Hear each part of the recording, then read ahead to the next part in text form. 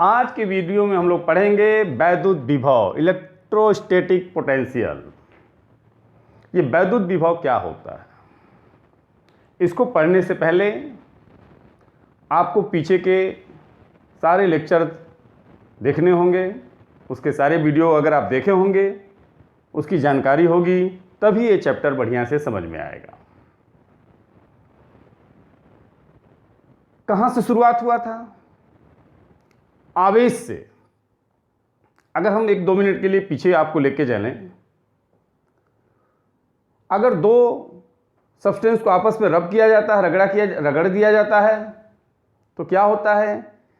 एक से निकल करके इलेक्ट्रॉन दूसरे में कुछ चला जाता है। अगर सब्सटेंस ए से इलेक्ट्रॉन निकल करके बी में गया है तो ये निगेटिव चार्ज हो गया, ये पॉजिटिव चार्ज हो गया, ये धनावेशित हो गया, ये ऋणावेशित हो गया। यहाँ तो आवेशन हुआ।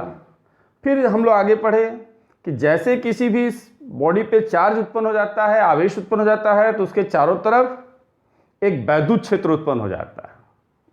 कोई भी आवेशित पार्टिकल है तो उसके चारों तरफ क्या होगा? दोनों हर तरफ वैद्युत क्षेत्र स्थापित हो जाएंगे, पूरे उसके सराउंडिंग एरिया में।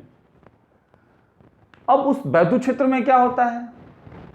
उस वैद्युत क्षेत्र को दो भौतिक राशियों द्वारा व्यक्त किया जाता है। एक है सदिश राशि वैद्युत क्षेत्र की तीव्रता E, और दूसरी है अदिश राशि वैद्युत विभव V। ये वैद्युत क्षेत्र की तीव्रता E और वैद्युत विभव V दोनों ही वैद्युत क्षेत्र को व्यक्त करने के लिए है। ये दोनों वैद्युत क्षेत्र को व्यक्त करते हैं।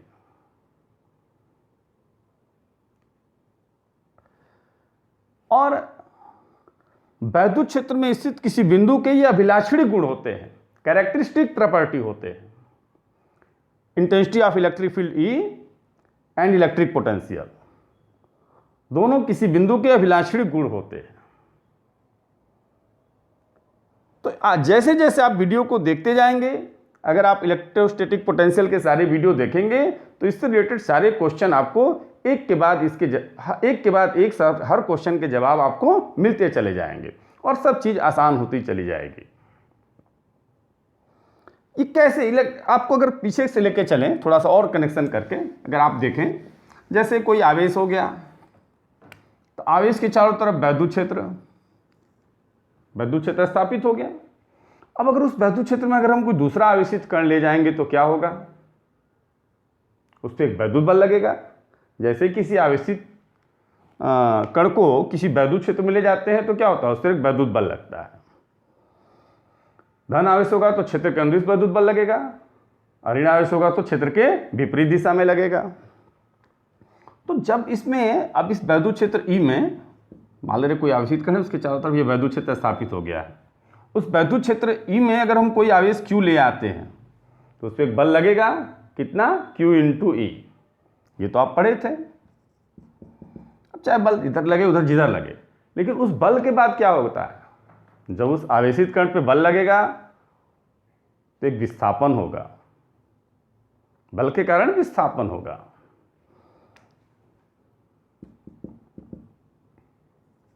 और बल और विस्थापन के गुणनफल को हम लोग क्या कहते हैं? कार्य। और यह कार्य स्थितिज ऊर्जा के रूप में संचित हो जाती है, जिसे वैद्युत स्थितिज ऊर्जा या इलेक्ट्रोस्टैटिक पोटेंशियल एनर्जी कहते हैं।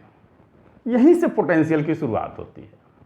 इसी वैद्युत स्थितिज ऊर्जा से हम लोग वैद्युत विभवांतर और वैद्युत विभव पर आएंगे। यानी शुरुआत एकदम जुड़ा हुआ है। वैद्युत आवेश के कारण वैद्युत क्षेत्र, वैद्युत क्षेत्र के कारण वैद्युत बल, बल के कारण विस्थापन, और बल और विस्थापन के गुणनफल क्या होता है? एक तरह का कार्य होता है। और उस कार्य के कारण इलेक्ट्रोस्टैटिक पोटेंशियल एनर्जी, वैद्युत स्थितिज ऊर्जा, और वैद्युत स्थितिज ऊर्जा के कारण ही वैद्युत विभवांतर और वैद्युत विभव एक नया राशि उत्पन्न हो रही है। उसी टर्म में उसको डिफाइन किया जाएगा। हम आपको कनेक्शन बताना चाह रहे हैं कि किस तरीके से है, ये कहाँ से वैद्युत विभव, वैद्युत विभवांतर ये कहाँ से आ जाते हैं।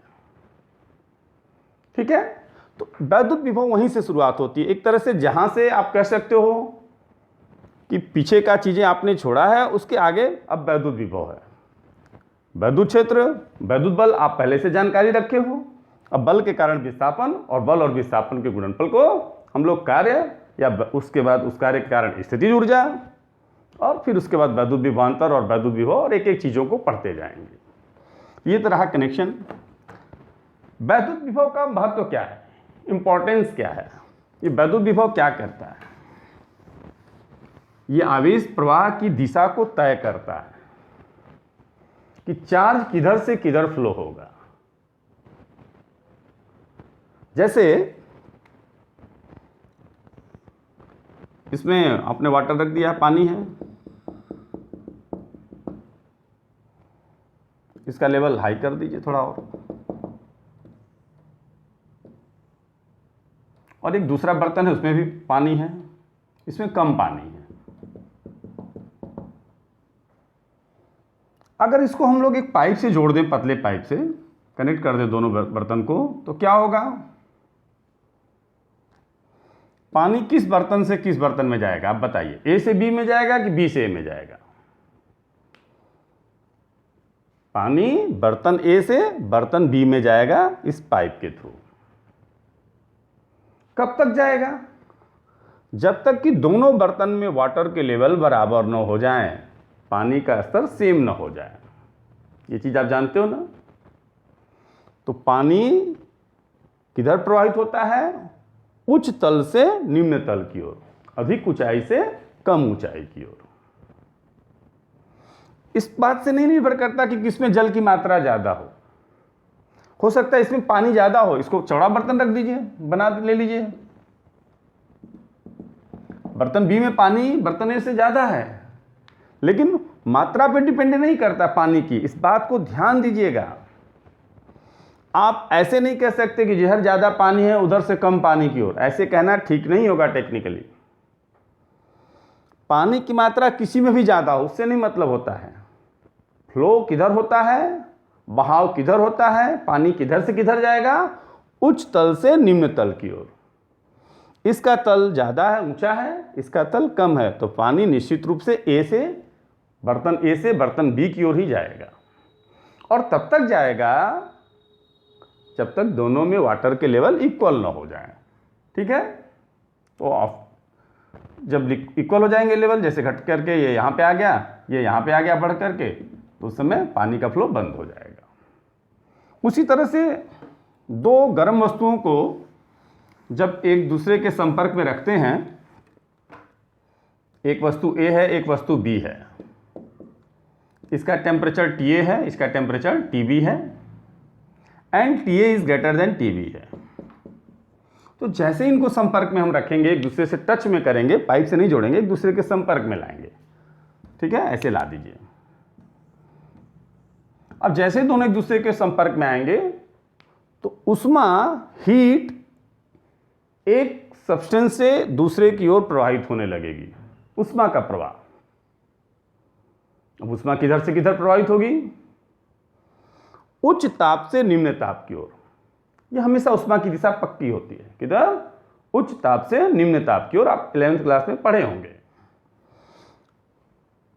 अधिक उष्मा से कम उष्मा की ओर नहीं, फिर से इस बात को ध्यान दीजिएगा, अधिक उष्मा से कम उष्मा की ओर नहीं, उच्च ताप से निम्न ताप की ओर।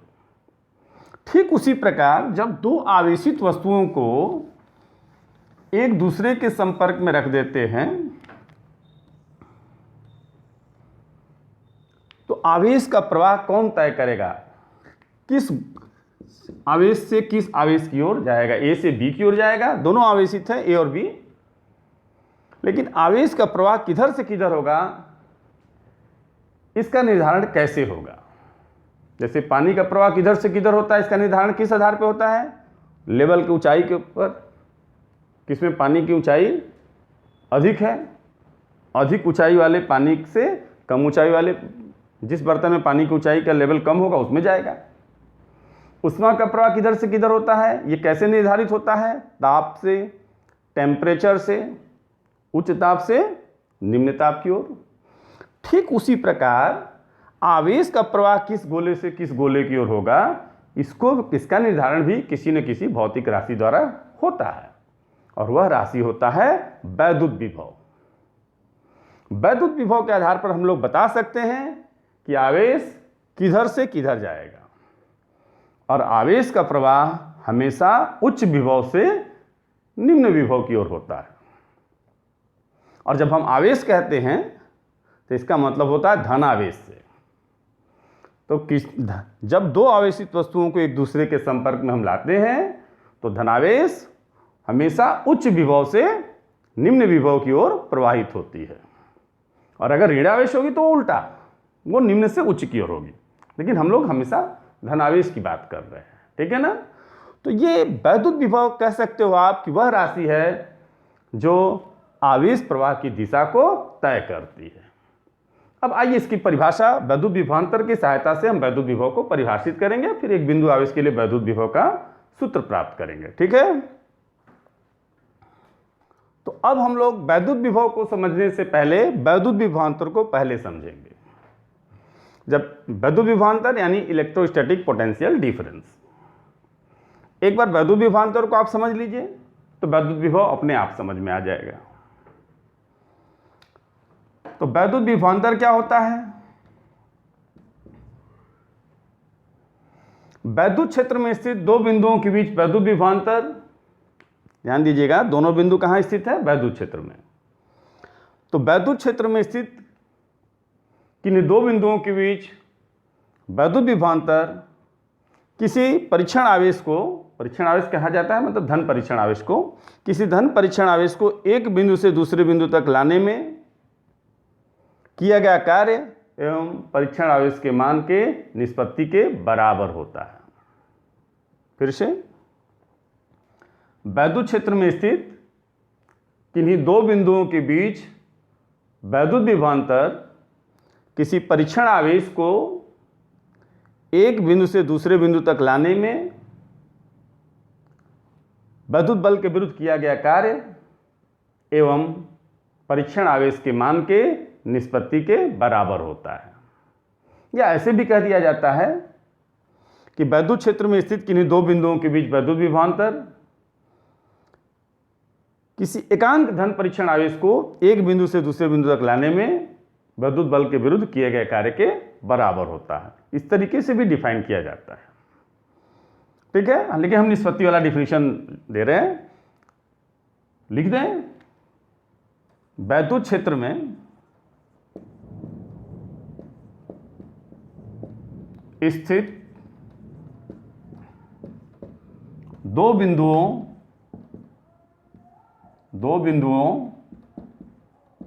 के बीच वैद्युत विभवांतर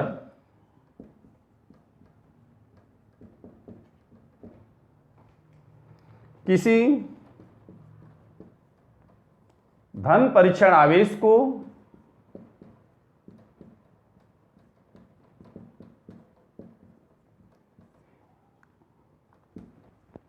एक बिंदु से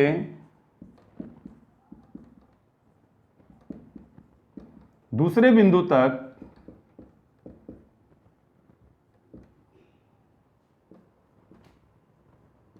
लाने में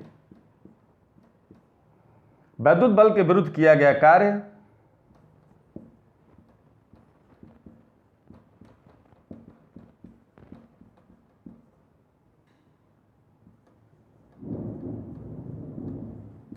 एवं परीक्षण आवेश के मान के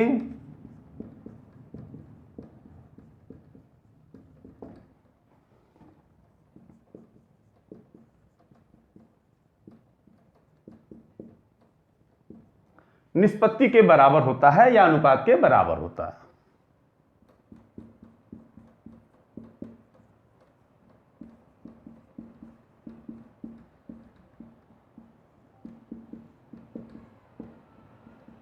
ठीक है।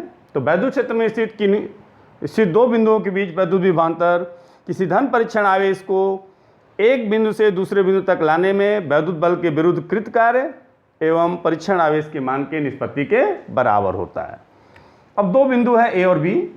मान लेते हैं परीक्षण आवेश Q0 को बिंदु बी से ए तक लाने में वैद्युत बल के विरुद्ध कितना कार्य किया गया है, W, कृत कार्य W है। तो इन दोनों बिंदुओं के बीच वैद्युत विभवांतर VA माइनस VB कैसे डिफाइन किया जाएगा, W/Q0। ये वैद्युत विभवांतर होता है A और B के बीच। यदि किसी धन परीक्षण आवेश Q0 को बिंदु B से A तक लाने में वैद्युत बल के विरुद्ध किया गया कार्य W जूल हो, तो A और B के बीच का विभवांतर क्या हो जाएगा, इस परिभाषा के अनुसार कृत कार्य एवं परीक्षण आवेश के मान के निष्पत्ति के बराबर ही है ना, W/Q0। ये डिफिनीशन है। इस डिफिनीशन से हम लोग वैद्युत विभव का डिफिनीशन निकालेंगे। जैसे मान लीजिए दो व्यक्ति हैं, दो व्यक्ति मत कहिए, दो कोई ऑब्जेक्ट है, कोई समान वस्तु है, एक A है और एक B है।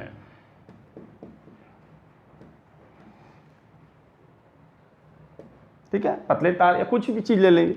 अगर इनके लंबाइयों में अंतर 5 मीटर है, A और B की लंबाइयों में ऊंचाई में कितनी अंतर है, 5 मीटर है। तो अगर इसकी ऊंचाई 1 मीटर होगी तो इसकी ऊंचाई कितनी होगी, 6 मीटर।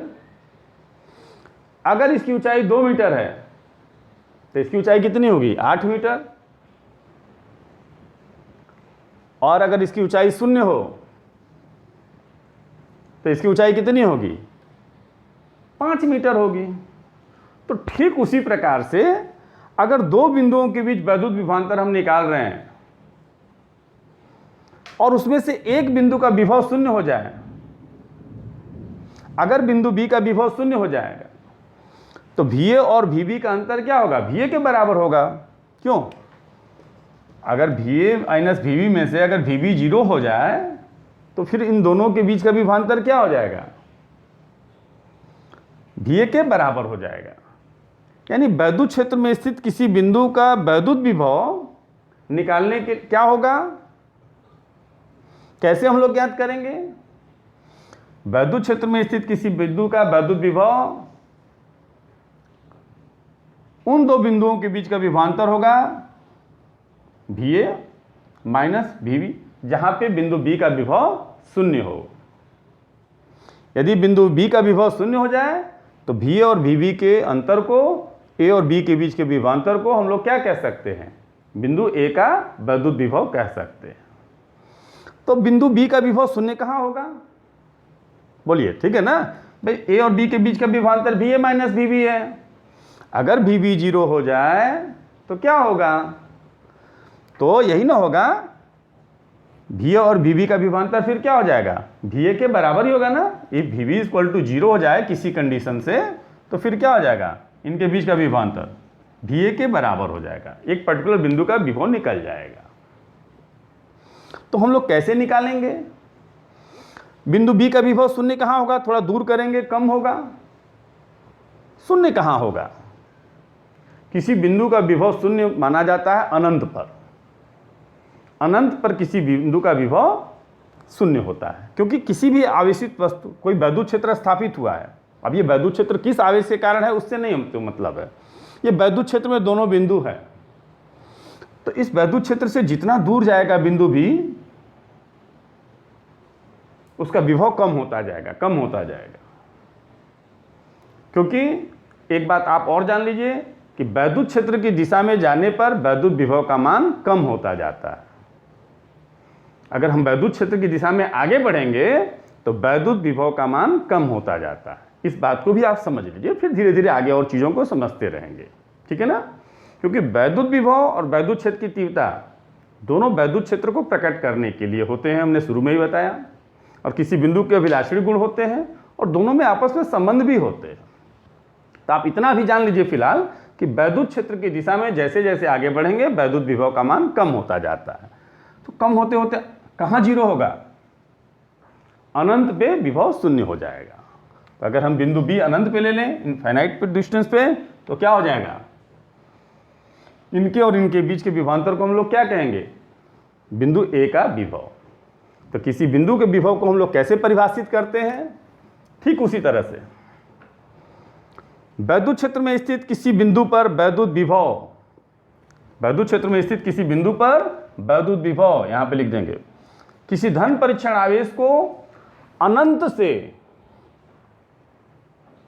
उस बिंदु तक लाने में, अब भी यहां पे है या नहीं है, वहां पे वैद्युत क्षेत्र में स्थित किसी बिंदु पर वैद्युत विभव किसी धन परीक्षण आवेश को या किसी परीक्षण आवेश को अनंत से उस बिंदु तक लाने में हुए कार्य एवं उस वैद्युत बल के विरुद्ध हुए कार्य एवं परीक्षण आवेश के मान के निष्पत्ति के बराबर होता है।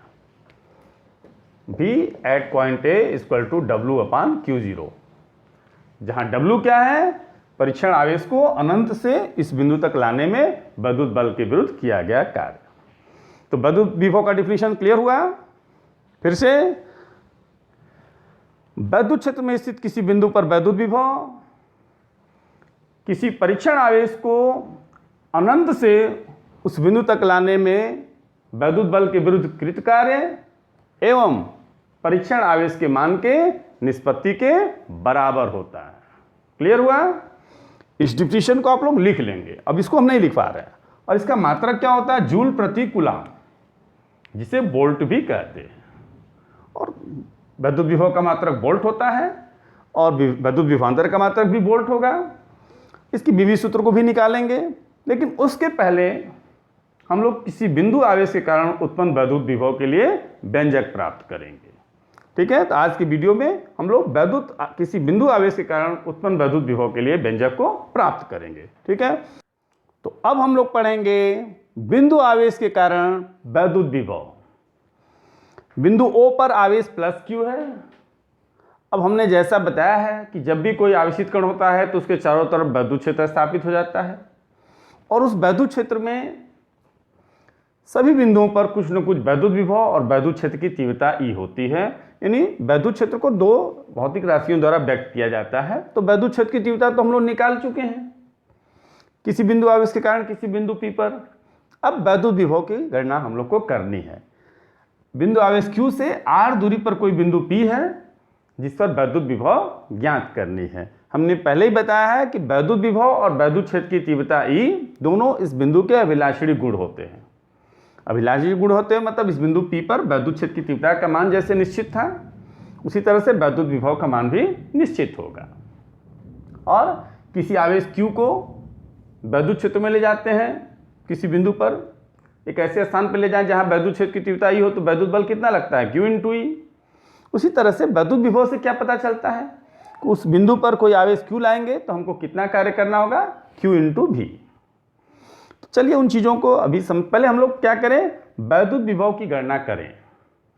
तो वैद्युत विभव की गणना करने के लिए क्या इसका डिफिनीशन दिया गया है कि वैद्युत क्षेत्र में स्थित किसी बिंदु पर वैद्युत विभव किसी परीक्षण आवेश को अनंत से उस बिंदु तक लाने में वैद्युत बल के विरुद्ध किए गए कार्य एवं परीक्षण आवेश के मान के निष्पत्ति के बराबर होती है। तो हम लोग क्या करेंगे, वैद्युत किसी परीक्षण आवेश Q0 को अनंत से इस बिंदु तक लाने में वैद्युत बल के विरुद्ध किए गए कार्य की गणना कर लेंगे तो वैद्युत विभव इस बिंदु का निकल जाएगा। तो बिंदु P पर वैद्युत विभव की गणना करने के लिए हम मान ले रहे हैं कि आवेश Q0 कहाँ है, बिंदु A पर स्थित है, बिंदु O से x दूरी पर। परीक्षण आवेश Q0 कहाँ है, बिंदु O से x दूरी पर स्थित किसी बिंदु A पर स्थित है। तो इस आवेश Q के कारण इस परीक्षण आवेश पर लगने वाला वैद्युत बल का मान क्या होगा, कूलाम के नियमानुसार एप्सिलॉन 0 लिखा है, मतलब कि निर्वात में स्थित है पूरा का पूरा सिस्टम। ठीक है, तो वैद्युत बल तो इतना लगेगा, ये तो कूलाम का नियम आपको याद ही होगा। अब ये बल लगेगा किधर, पॉजिटिव है, इसको हमने पॉजिटिव आवेश लिया है, परीक्षण आवेश भी पॉजिटिव है, तो बल तो इधर लगेगा। बल का डायरेक्शन हमने शो किया है। अब इस बल के विरुद्ध बल लग रहा है इस डायरेक्शन में, दाएं तरफ। इस बल के विरुद्ध अनंत सूक्ष्म दूरी dx इसको विस्थापित करके परीक्षण आवेश को बिंदु A से B तक लाने में हमको कितना कार्य करना पड़ेगा, कितना विस्थापन किया गया, dx। कितना कार्य करना पड़ेगा, मान लेते हैं वो कार्य है dw। तो dw इक्वल टू क्या होगा, f डॉट dx। अदिश गुणन होता है तो f डॉट dx मतलब f dx cos 180 degree. 180 degree क्यों हो गया, क्योंकि एफ की दिशा क्या है, इधर, और डी एक्स किधर, विस्थापन किधर किया हमने, इधर। तो बल और विस्थापन के बीच का कोण कितना हो गया, 180 डिग्री, ठीक है ना। तो ये क्या हो जाएगा, minus F into d x. Minus F into d x क्यों हो गया, क्योंकि cos 180 अंश का मान -1 होता है। एफ का वैल्यू पुट कर दिया जाए तो -1/4πε0 q into Q0 upon x square into d x. ये तो रहा बिंदु ए से बी तक लाने में वैद्युत बल के विरुद्ध किया गया कार्य। परीक्षण आवेश को Q0 को बिंदु ए से बी तक लाने में वैद्युत बल के विरुद्ध किया गया कार्य। अब अगर परीक्षण आवेश को अनंत से बिंदु P तक लाएंगे तो किया गया संपूर्ण कार्य कितना होगा, from infinity two point R dW। आप लोग 11th क्लास में ऐसा बहुत पढ़े होंगे, इंटीग्रेशन से कार्य की गणना करने के लिए एक अनंत सूक्ष्म विस्थापन के लिए कृत कार्य की गणना कर लेते हैं, फिर देख लेते हैं कहाँ से कहाँ तक टोटल लाया जा रहा है। तो अनंत से हम लोग कहाँ ला रहे हैं, बिंदु P तक। तो अनंत की दूरी की, इस बिंदु की दूरी क्या होगी वहाँ से, अनंत, और इसकी दूरी कितनी है, R, इसलिए अनंत from infinity to R dW कर दिया हमने। चलिए dW का वैल्यू पुट कर दीजिए, -1/4πε0 Q0 upon x square into d x. Constant को कर दीजिए बाहर, कांस्टेंट रूल अवकलन समाकलन दोनों में लगता है। Q0 कांस्टेंट हो गया, और ये बचा क्या, x⁻² dx from infinity to R। X square है तो ऊपर जाएगा तो -2 हो जाएगा ना। अब इसका हम लोग कर देते हैं समाकलन। समाकलन आपको याद होगा, भूलना तो नहीं चाहिए। Q0 अपान 4πε0 माइनस भी है बाहर, x⁻² का क्या समाकलन हो जाएगा, x⁻1 अपान -1। समाकलन जो लोग भूल गए हैं उनके लिए यहाँ पे लिख देते हैं। x⁻n का समाकलन क्या होता है, x⁻n+1 अपान n+1। अभी समाकलन के वीडियो अपलोड नहीं किए हैं, जल्दी ही, बहुत जल्दी समाकलन के वीडियो आपको डाले जाएंगे। Where n is not equal to 1 होता है, नॉट इक्वल टू -1, -1 के लिए नहीं होता। खैर, अब ये हो गया। अब क्या करें, माइनस को बाहर निकाल लीजिए, माइनस माइनस प्लस हो जाएगा। तो Q0 अपान 4πε0 1/x हो जाएगा ये। अब upper limit minus lower limit आपको पता है, अभी पढ़े नहीं है लेकिन आपको ये डिफरेंशियल इंटीग्रल इतना बताया गया होगा 11th क्लास में। अपर लिमिट x के जगह पे पहले अपर लिमिट लिखते हैं, माइनस लोअर लिमिट लिखते हैं। जिन लोगों को नहीं मालूम होगा बिल्कुल परेशान नहीं होंगे, जल्दी उसके वीडियो अपलोड किए जाएंगे। x के प्लेस पे पहले अपर लिमिट माइनस x के जगह पे लोअर लिमिट, देखिए अनंत रख दिया। ये क्या हो जाएगा, Q0 अपान 4πε0, ये अपर लिमिट रखे तो r हो जाएगा ना, x के प्लेस पे r, और फिर लोअर लिमिट इन्फिनिटी लिख दिए तो 1/r हो गया। 1/अनंत, इसका वैल्यू 0 हो जाएगा, इसलिए हमने उसको हटा दिया, ठीक है ना। तो x प्लेस पे क्या किया, upper limit minus lower limit. ये टोटल कार्य की गणना हो गई। अब क्या होता है बिंदु P पर विभव, बिंदु P पर विभव क्या फार्मूला बताया गया है, W/Q0। किसी परीक्षण आवेश को अनंत से उस बिंदु तक लाने में वैद्युत बल के विरुद्ध किया गया कार्य एवं परीक्षण आवेश के मान के निष्पत्ति के बराबर होता है। तो W हमने निकाल लिया है, कितना, 1/4πε0 दिख रहा होगा, Q0/R, और इसमें Q0 से डिवाइड भाग दे दीजिए तो क्या हो जाएगा, अपान Q0, Q0 से Q0 कैंसिल हो जाएगा, क्या आएगा, W = 1/4πε0 Q/R। एक बहुत ही महत्वपूर्ण फार्मूला आपके लिए आ गया। किसी आवेश Q से, बिंदु आवेश Q से R दूरी पर वैद्युत विभव का सूत्र क्या आया, 1/4πε0 इंटू Q/R। और किसी बिंदु आवेश Q से R दूरी पर वैद्युत क्षेत्र की तीव्रता E का सूत्र क्या होता था, और ये एक मिनट, ये V हो गया, W नहीं, V equal to W by q zero, ठीक है। तो V इक्वल टू 1/4πε0 Q/R, ठीक है ना। तो ये वैद्युत क्षेत्र की तीव्रता का क्या सूत्र आया था किसी आवेश Q से R दूरी पर, 1/4πε0 इंटू Q/R²।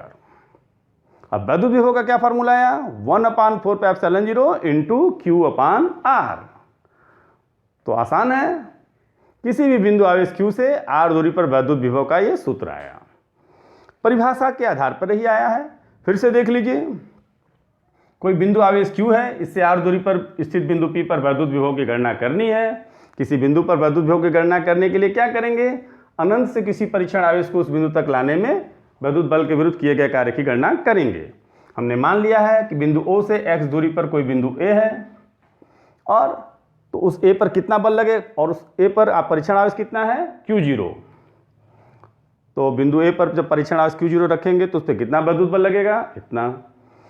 अब इस बल के विरुद्ध अगर इसको अनंत सूक्ष्म दूरी dx भी स्थापित कर दिया जाए, A से B तक लाया जाए, तो कितना कार्य करना पड़ेगा बल के विरुद्ध, F.dx, उसके बीच का कोण 180 अंश है, रख दिया, F का मान रख दिया, इतना आ गया।